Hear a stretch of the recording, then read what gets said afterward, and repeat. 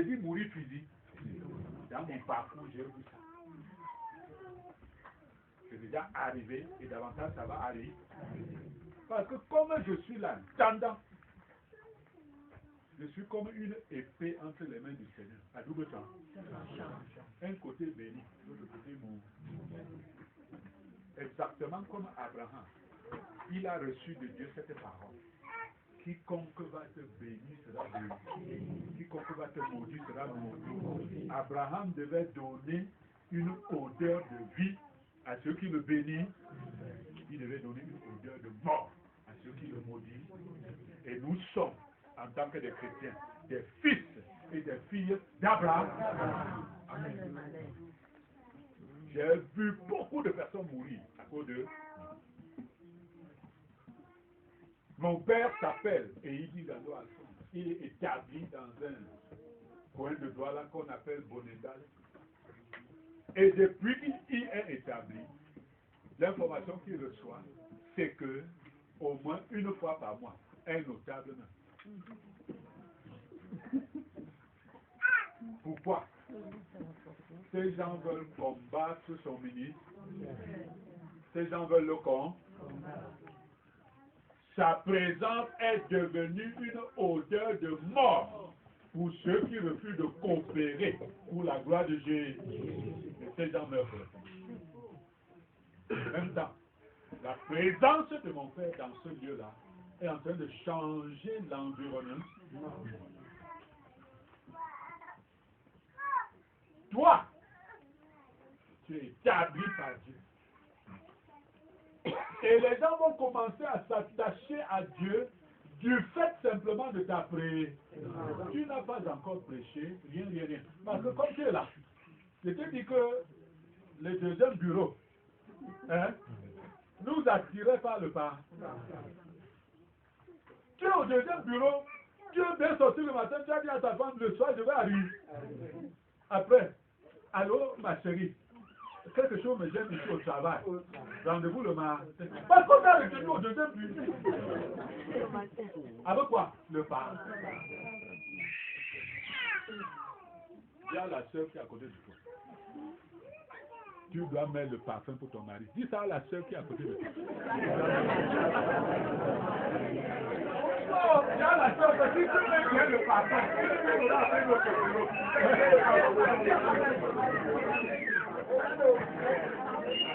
donc tu pleures qu'il est allé dans le bureau, c'est toi qui n'as pas mis le pas.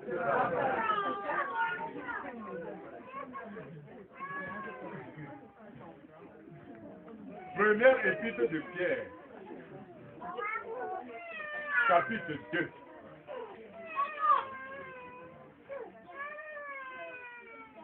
Les versets 11 et 12. 1 Pierre chapitre 2, 11 à 12, il est écrit ici.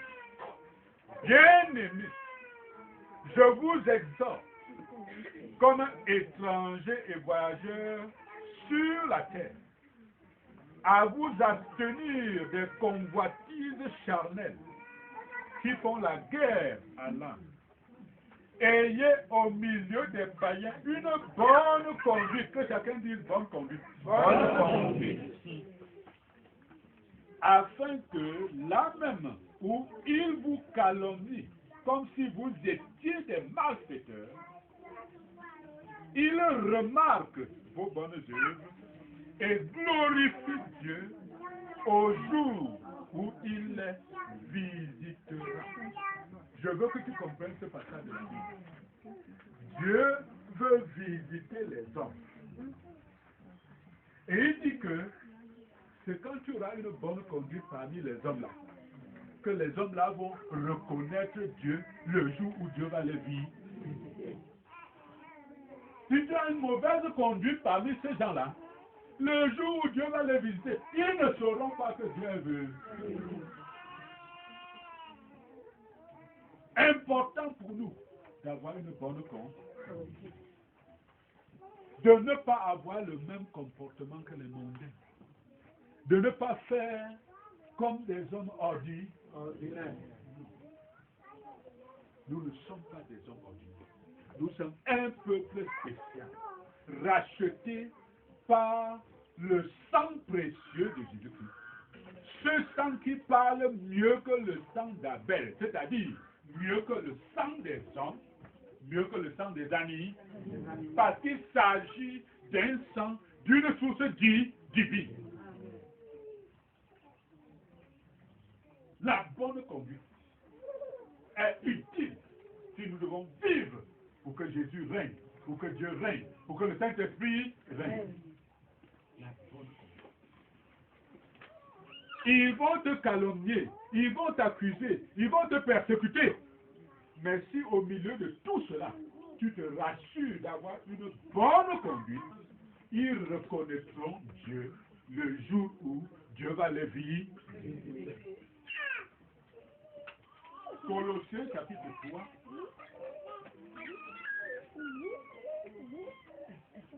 Chapitre 3 du 1er au 17e verset.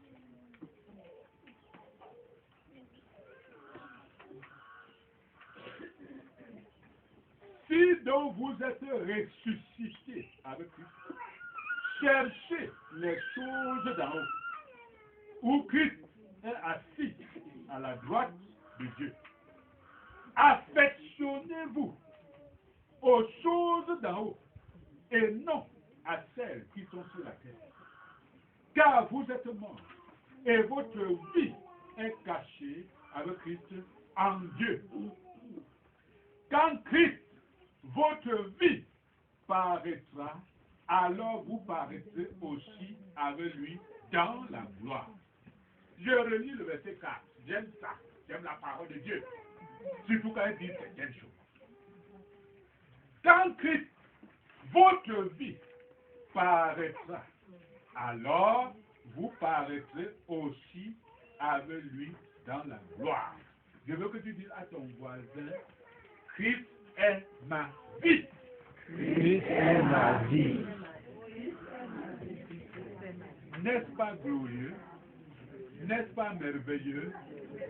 N'est-ce pas magnifique que Christ, le Fils de Dieu, soit ma vie?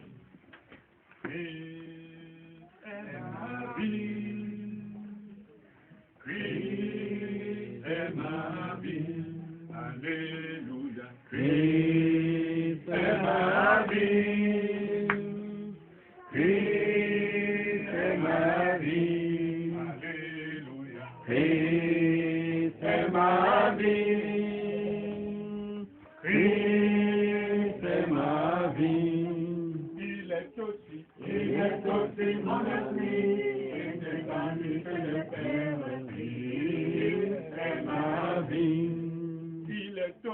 Il est aussi mon ami, et c'est dans lui que le Père Christ est ma vie. Faites donc mourir les membres qui sont sur la terre, l'impudicité, l'impureté, les passions, les mauvais désirs et la cupidité qui est une idolâtrie. C'est à cause de ces choses que la colère de Dieu vient sur les fils de la rébellion, parmi lesquels vous marchiez autrefois, lorsque vous viviez dans ces péchés.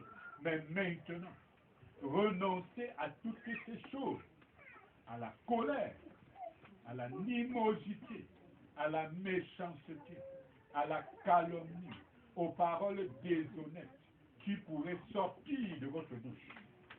Ne mentez pas les uns aux autres, vous étant dépouillés du vieil homme et de ses œuvres, et ayant revêtu l'homme nouveau, qui se renouvelle dans la connaissance, selon l'image de celui qui l'a créé. Il n'y a ici ni grec, ni juif, ni circoncis, ni incirconcis, ni barbare, ni scythe, ni esclave, ni libre, mais Christ est tout et en tous. Je veux que tu déclares Christ est tout. Christ est tout. Oui, Christ est tout. Oui, Christ est tout. Oui, Christ est tout. Il est tout pour moi.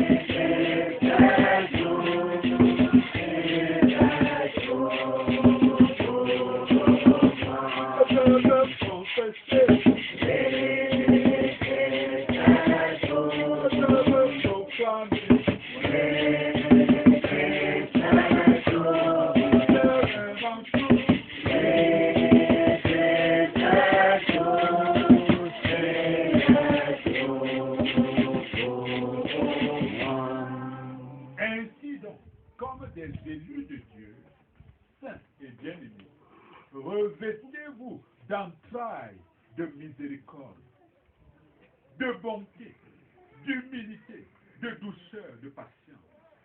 Supportez-vous les uns les autres. Et si l'un a sujet de se plaindre de l'autre, pardonnez-vous réciproquement. De même que Christ vous a pardonné, pardonnez-vous aussi. Mais par-dessus toutes ces choses, revêtez-vous de la charité, qui est le lien de la perfection. Et que la paix de Christ, à laquelle vous avez été appelés pour former un seul corps, règne dans vos cœurs. Et soyez reconnaissants que la parole de Christ habite parmi vous abondamment. Instruisez-vous et exhortez-vous les uns les autres en toute sagesse, pas des psaumes, pas des hymnes, pas des cantiques spirituels, chantant à Dieu dans vos cœurs sous l'inspiration de la grâce. Et quoi que vous fassiez, en parole ou en œuvre, faites tout au nom du Seigneur Jésus, en rendant par lui des actions de grâce à Dieu le Père. Hébreux, chapitre 10. Du verset 23 au verset 25.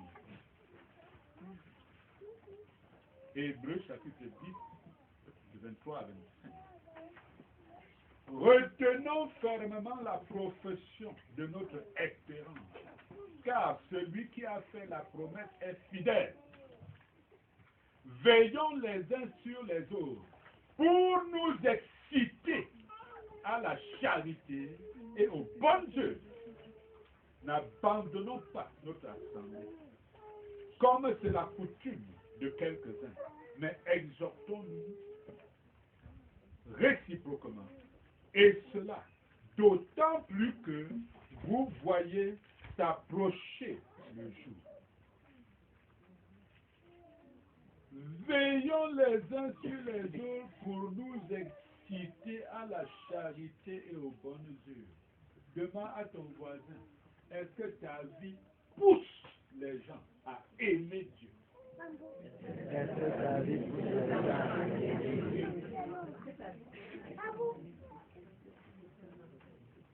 Demande à l'autre voisin, est-ce que ta vie force les gens à servir Dieu? Est-ce que ta vie force les gens à servir Dieu? Laisse-moi, j'ai choisi. Quand tu es en relation avec moi, ta paix dépend de ton engagement au service de Dieu. Sinon, tu n'aurais pas commis le malheur de me connaître. Est-ce que c'est clair? Veillons les uns sur les autres pour nous exciter à la charité et au bonheur. Cela veut dire que, comme tu vis là, tu ne dis pas à quelqu'un d'aimer, mais ta vie le pousse à aimer. Alléluia. Comme tu vis là, tu n'encourages pas quelqu'un à servir Dieu, mais ta vie fait que lui-même, s'il veut la paix, il se met seulement à servir. Il était tranquille dans son coin, ne servant pas Dieu, jusqu'à ce qu'il te rencontre. il n'arrive plus à dormir sans servir. Il faut trouver le sommeil. Le sommeil ne vient. Mais quand il sait Dieu, Ecclésiaste dit, le sommeil du travailleur est doux. Désormais, pour qu'il trouve le sommeil, il doit d'abord travailler chez Jésus. Alors, il peut trouver le sommeil. Voilà comment ta vie doit être. Comme tu vis pour que Dieu règne, voilà ce que ta vie fait dans le cœur des. Voilà comment ta vie influence la vie des autres.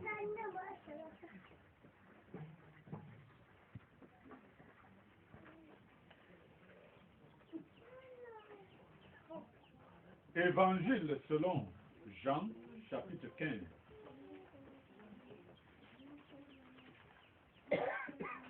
On va lire le verset 15.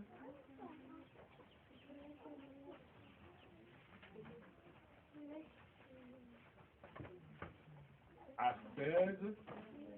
Ensuite, on va retourner lire le verset 8. D'abord 15 à 16.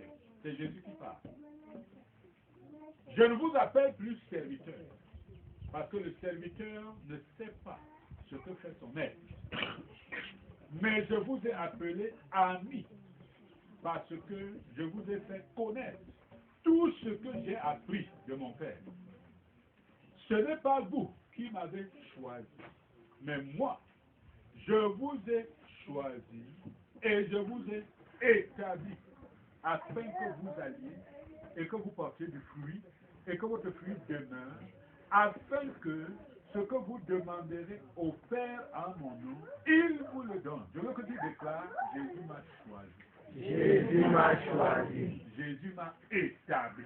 Jésus m'a établi. Afin que je porte beaucoup de fruits. Afin que je porte beaucoup de fruits. Amen. Amen. Verset 8.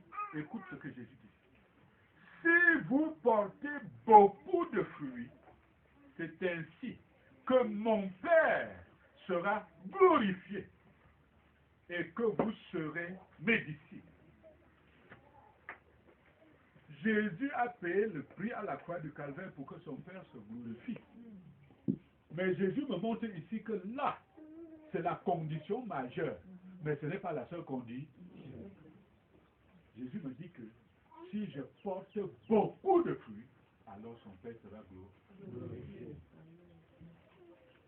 Sa mort à la croix doit sauver des vies. Mais il y a des vies qui sont liées à moi. En sorte que si je ne coopère pas avec Jésus, Jésus ne va jamais régner dans ces vies-là. C'est pour cela qu'après être mort à la croix, après avoir payé ce grand prix, il me dit que j'ai ma part à apporter pour le salut des hommes. Je dois porter beaucoup de fruits, c'est-à-dire plusieurs hommes doivent s'attacher à la famille de Dieu par mon ministère. Étant déjà dans la famille de Dieu, ils doivent devenir des instruments entre les mains de Dieu pour l'avancement de son royaume à travers mon influence. C'est alors que le Père sera glorifié.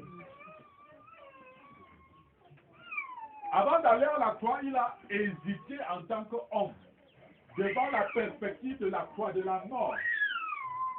Mais il a prié, Père, glorifie ton nom. Et voici la réponse du Père, immédiatement. Je l'ai glorifié et je vais encore le glorifier. Il a glorifié le nom du Père. Il va glorifier le nom du Père parce qu'il comptait sur notre génération qui était le futur par rapport à son temps. Pour que Jésus glorifie le Père maintenant par le fruit des âmes sauvées, Jésus doit s'appuyer sur ta côté. Jésus doit s'appuyer sur toi. Jésus doit s'appuyer sur nous afin que la valeur de son sang soit connue d'une multitude.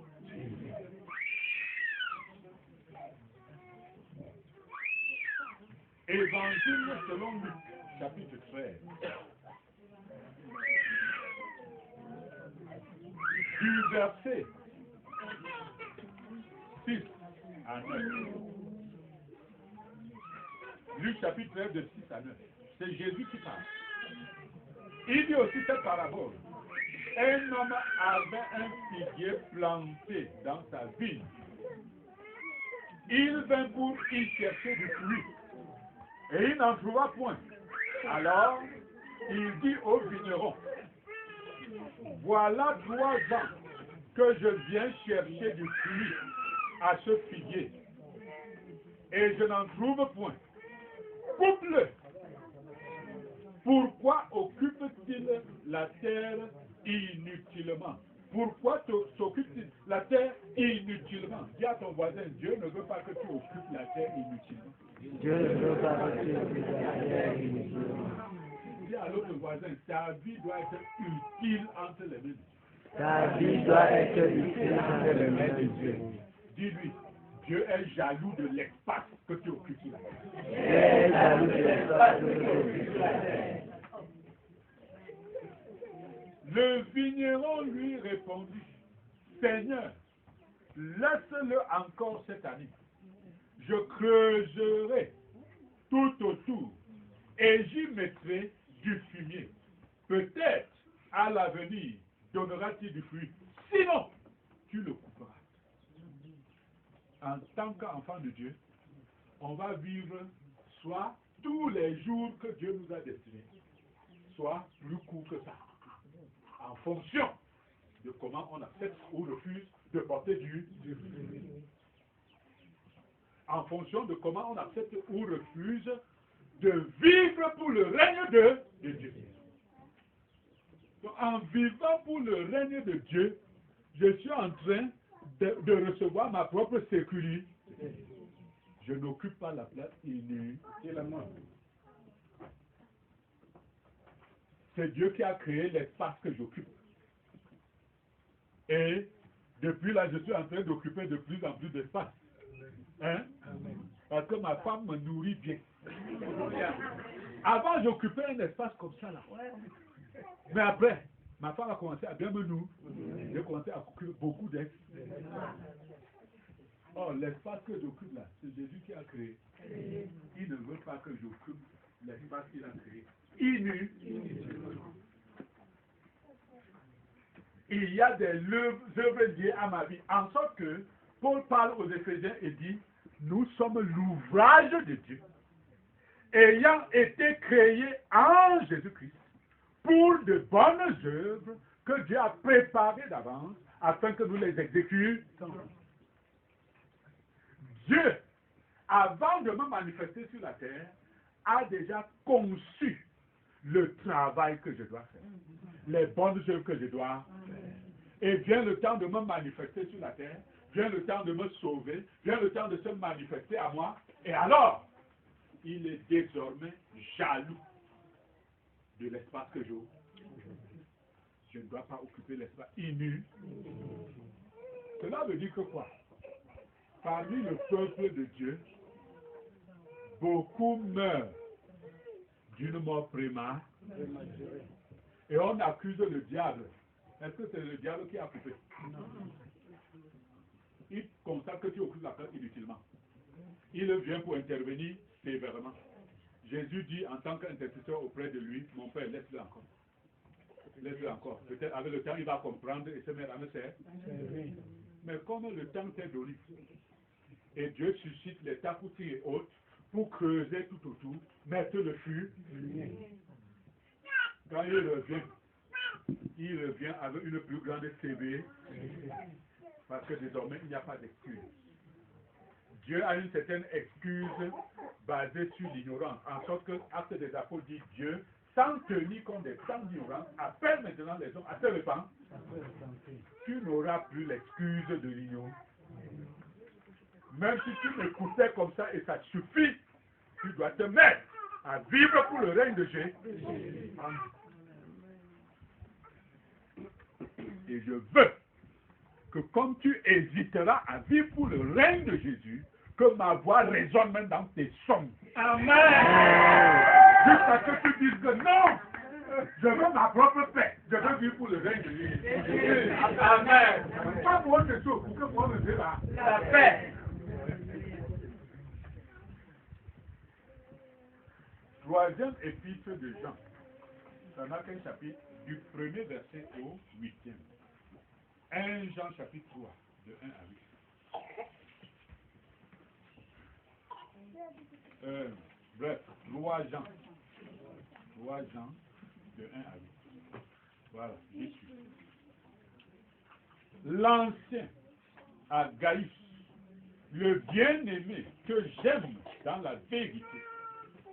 Bien-aimé, je souhaite que tu prospères à tous égards et sois en bonne santé, comme prospère l'état de ton âme. J'ai été fort réjoui lorsque des frères sont arrivés et ont rendu témoignage de la vérité qui est en toi, de la manière dont tu marches dans la vérité.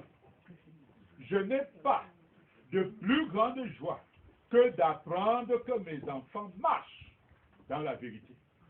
Bien-aimé, tu agis fidèlement dans ce que tu fais pour les frères, et même pour des frères étrangers, lesquels ont rendu témoignage de ta charité en présence de l'Église. Tu feras bien de pourvoir à leur voyage d'une manière digne de Dieu, car c'est pour le nom de Jésus-Christ qu'ils sont partis, sans rien recevoir des païens. Nous devons donc accueillir de tels hommes, afin d'être ouvriers avec eux pour la vérité.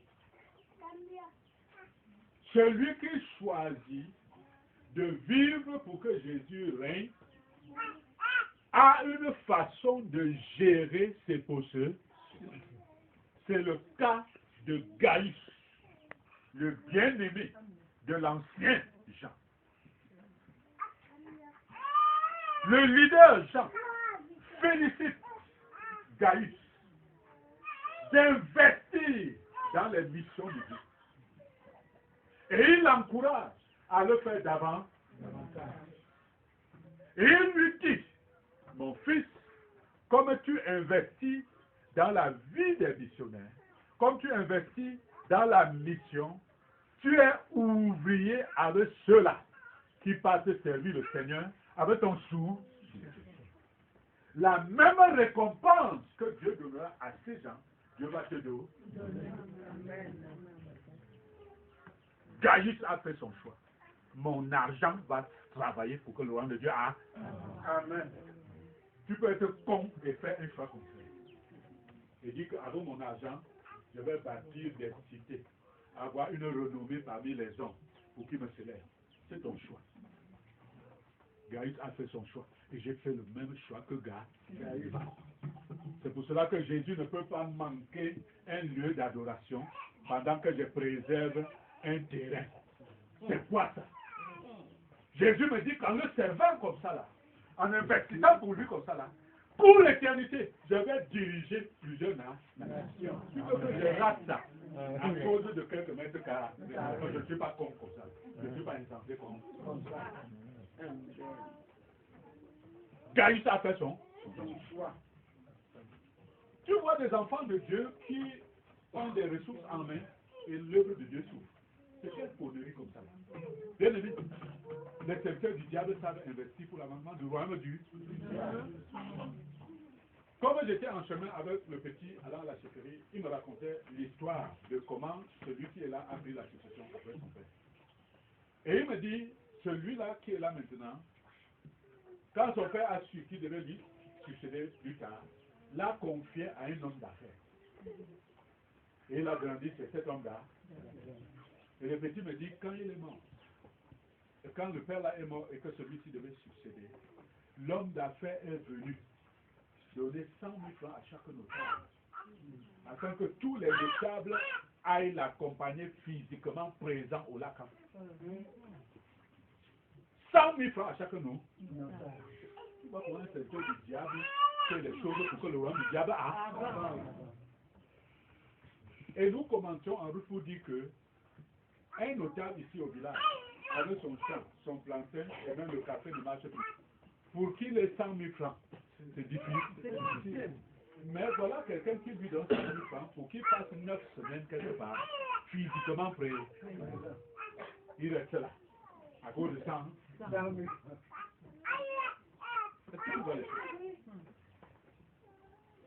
Tu vas voir les serviteurs du diable construire même des temples dits de Dieu, mais ils se rassurent de ne pas construire un temple là où on va dire la vérité. Parce qu'ils savent que ces temples-là de religion, c'est l'avancement du royaume de qui? Les ténèbres. Ça doit être un défi pour toi. Les serviteurs du diable ne peuvent pas investir pour le diable sans compter. Et tu viens refuser de donner pour l'avancement du royaume de Dieu. Tu ne peux pas continuer comme ça. Pour terminer,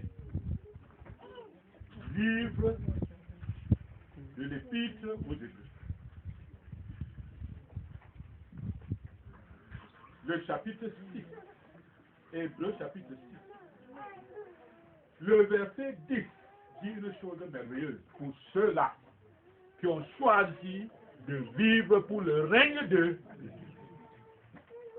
Une parole très encourageante pour ceux qui ont choisi de vivre pour que par leur vie, Jésus règne.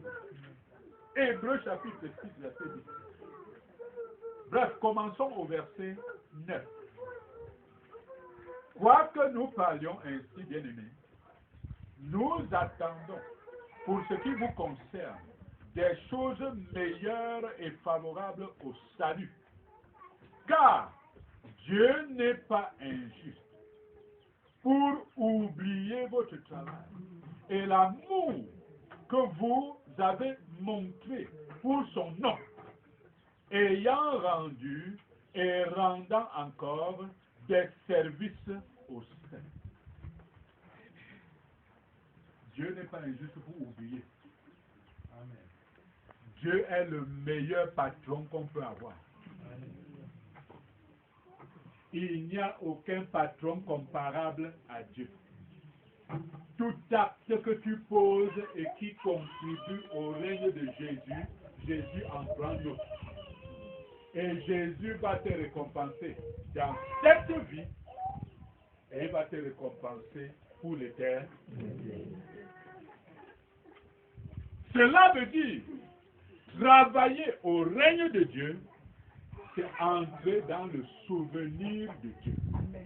Et tu peux lire la Bible et remarquer chaque fois que la Bible dit que Dieu s'est souvenu de quelqu'un. Regarde la suite. S'il se souvient de Rebecca, la stérilité est pas. Amen. Regarde dans la Bible. Bien aimé, quelqu'un dans la Bible qui ne croyait même pas en Jésus. Mais la Bible dit qu'il priait et il donnait l'aumône. Je suis étonné de voir que Dieu écoute sa prière. La Bible dit de Corneille, Dieu s'est souvenu de ses prières et de ses aumônes. Dieu s'est souvenu de ses prières et de ses actes de sacrifice. Et Dieu a mobilisé un grand serviteur de Dieu, parlant même par les visions, pour le conduire à Corneille, afin que Corneille et sa famille et ses voisins soient sauvés. Acclamons Jésus.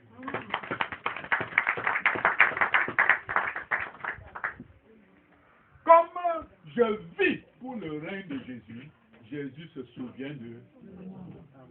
Comme je pose des actes pour Jésus, Jésus n'est pas injuste pour oublier mes actes par rapport à lui. Cela veut dire, si servant Jésus, je suis sous un leadership humain qui ne reconnaît pas mon service, je ne me plains pas.